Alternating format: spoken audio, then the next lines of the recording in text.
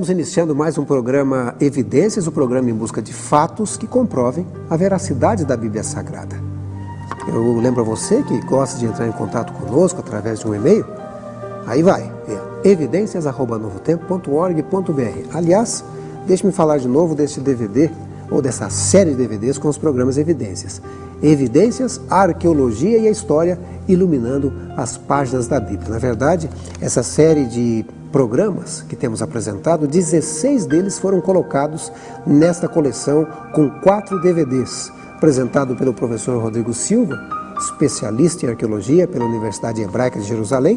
Você tem uma coleção com 4 DVDs, 16 programas, cerca de 430 minutos, com os programas Evidências, onde você pode ver e rever, assistir diversas vezes. Está disponível através da Novo Tempo, e você pode obter informações pelo e-mail evidências@novotempo.org.br ou pelo telefone, o telefone da Novo Tempo, 0 operadora 12 21 27 3000. Hoje vamos falar um pouquinho sobre a arqueologia e a Bíblia, inimigas ou aliadas? Porque na verdade os tempos mudaram, o saber evoluiu, hoje há muita informação e na verdade queremos mais informações ainda. E alguns perguntam, mas hoje, depois de tanta informação, será que a arqueologia comprova a Bíblia ou existe alguma dúvida ainda? Professor Rodrigo Silva, especialista em arqueologia pela Universidade Hebraica de Jerusalém e professor do UNASP, Campus 2, universidade localizada ali na região de Engenheiro Coelho, nos apresentará este tema palpitante. Afinal de contas, Dr. Rodrigo, à luz da informação de hoje, a Bíblia e a arqueologia pode ter harmonia ou são inimigas? Com vocês, Rodrigo Silva.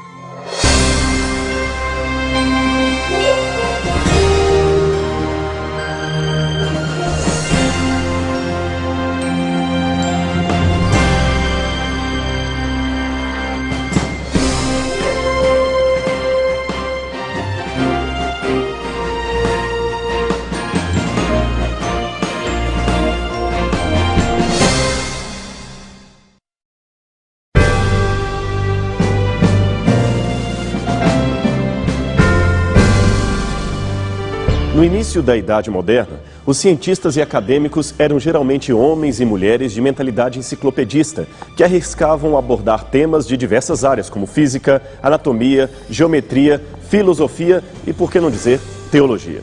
Muitos eram isolados do mundo e faziam suas pesquisas não em equipe, mas em laboratórios ou raciocínios fechados em seu recôndito.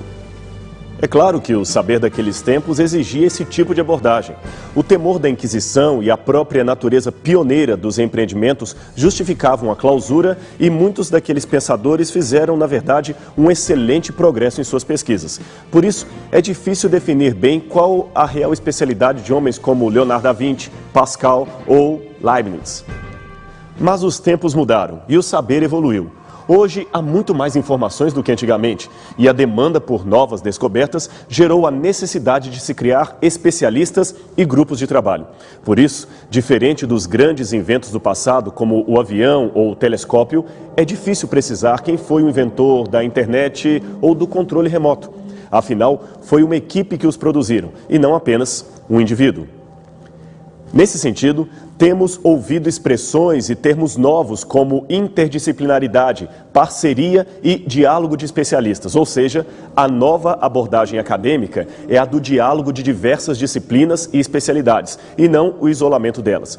Foi nesse sentido que o saber teológico moderno, ou seja, aquele especializado na Bíblia, procurou integrar disciplinas como a filosofia, a história, a sociologia e, principalmente, a arqueologia. Mas é aí que surge o nosso dilema. No caso específico da arqueologia, muitos estão dizendo que ela, ao contrário de apoiar, desmente o texto escriturístico, mostrando que pouco ou quase nada do que há registrado na Bíblia, de fato, pode ser considerado histórico. Veja, por exemplo, algumas chamadas publicadas em conceituadas revistas e periódicos do Brasil e do exterior. No caderno de história do The New York Times foi publicado "Bíblia é reprovada no teste da arqueologia".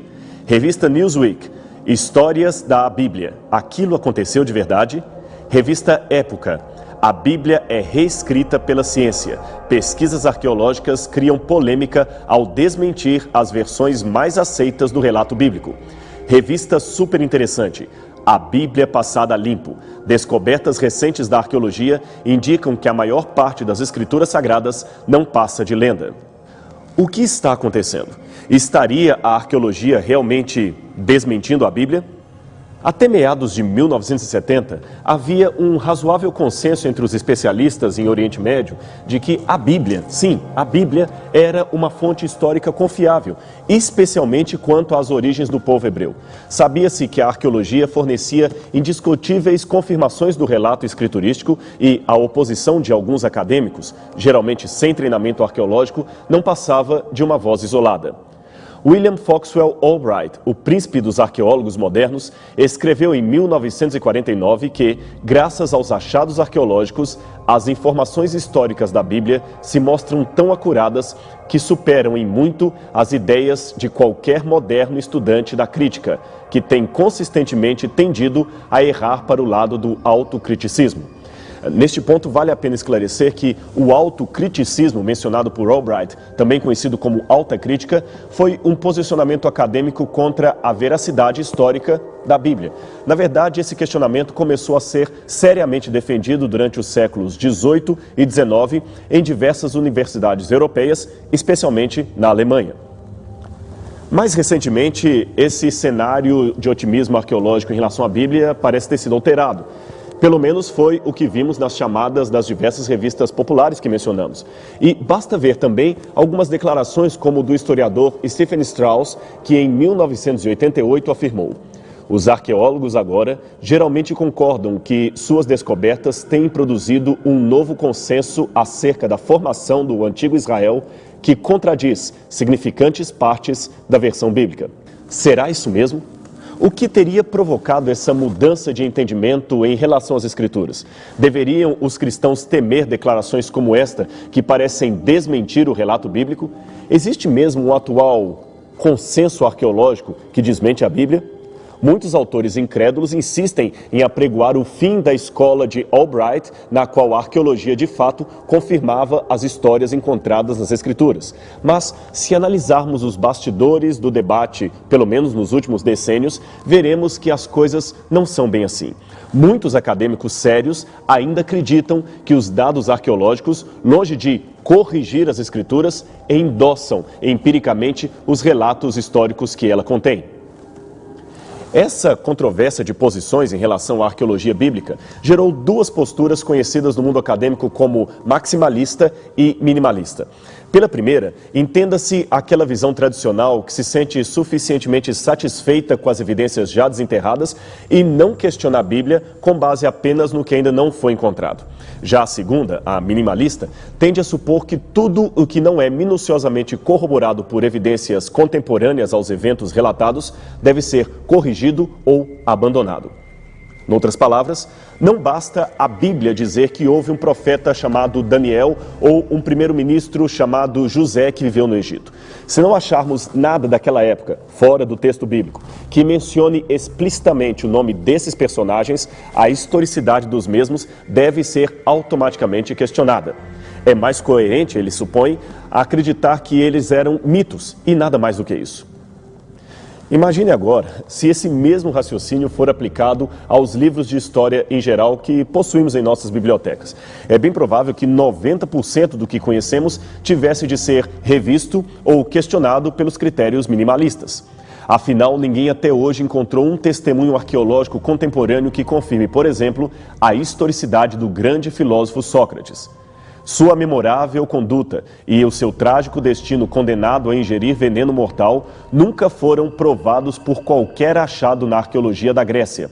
Fora os escritos gregos de seus discípulos Platão, Aristófanes e Xenofonte, não há nada que testemunhe a sua existência ou seu martírio. Seria, portanto, a história desse filósofo um mero mito? O mesmo se pode dizer das 7 maravilhas da antiguidade. Com exceção para as pirâmides egípcias, nenhuma delas, como você deve saber, sobreviveu até os nossos dias. A não ser umas poucas e questionadas ruínas do Farol de Alexandria e dos Jardins Suspensos da Babilônia, ou um pilar isolado que talvez seja do Templo de Ártemis, e uns fragmentos do mausoléu de Halicarnasso, fora esses resíduos, pouco evidenciáveis, não temos nada de mais concreto a não ser os depoimentos antigos, preservados em manuscritos tardios, e isto é tudo. Teriam, portanto, estas 7 maravilhas sido apenas monumentos mitológicos e nada mais? Aliás, você sabia que até mesmo as mais conhecidas fontes históricas de Alexandre Magno são baseadas em documentos igualmente bastante tardios? Não há nenhum registro do 4º século a.C. que confirme a presença de Alexandre ou de seu exército na Índia, ou que confirme sua vitoriosa batalha no rio Histapes, ou sequer mencione a sua existência e seus feitos de conquista. As mais antigas fontes da vida de Alexandre que conhecemos, incluindo mosaicos e bustos com seu rosto, datam de 300 a 800 anos depois de sua morte.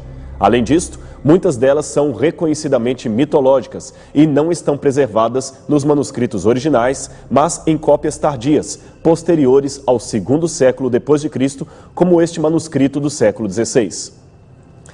Por que então dizer que Alexandre Magno é histórico e Abraão é um mito? Não pensemos, contudo, que esse debate seja algo novo.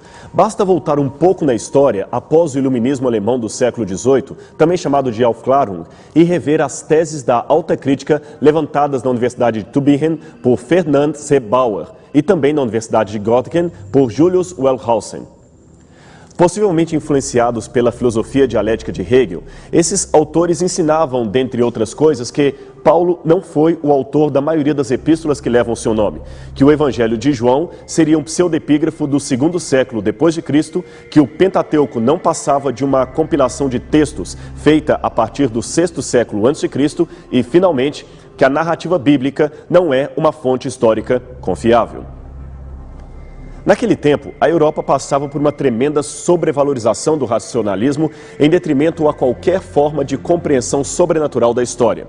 Sua tese era a de que não existe nenhum controle divino dos acontecimentos. Tudo está nas mãos dos homens e o destino do mundo é decidido por governantes comuns. A razão humana tornou-se então o padrão definitivo e a fonte do conhecimento, enquanto a Bíblia, registro infalível da revelação divina na história, passou à alcunha de coleção de mitos sem nenhum valor histórico. O estranho é que todo esse intelectualismo arrogante dos pensadores europeus não conseguiu livrar o seu continente da Primeira e Segunda Guerra Mundial.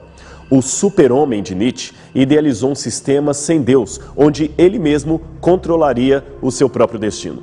Porém, como uma criança mimada que foge de casa, bastou a primeira sensação de fome para a humanidade descobrir que não tem autonomia sobre as rédeas da história. Precisamos de Deus, e isto é um fato inquestionável. Mas o homem moderno tende a ser obstinado em sua teimosia. Não obstante os fracassos racionalistas visualizados na pós-modernidade, crises ecológicas, esfacelamento familiar, relativização da verdade, etc., muitos ainda insistem em se comportar como herdeiros intelectuais do iluminismo. Leem a Bíblia com o óculos do ceticismo e ainda ensinam o povo a fazer o mesmo. Este é o caso dos minimalistas de hoje. Eles repetem as mesmas teses do criticismo alemão, esquecendo-se que, já no passado, os intelectuais de várias universidades alemãs tiveram de rever alguns posicionamentos antibíblicos que acabaram se desmoronando à luz das evidências arqueológicas.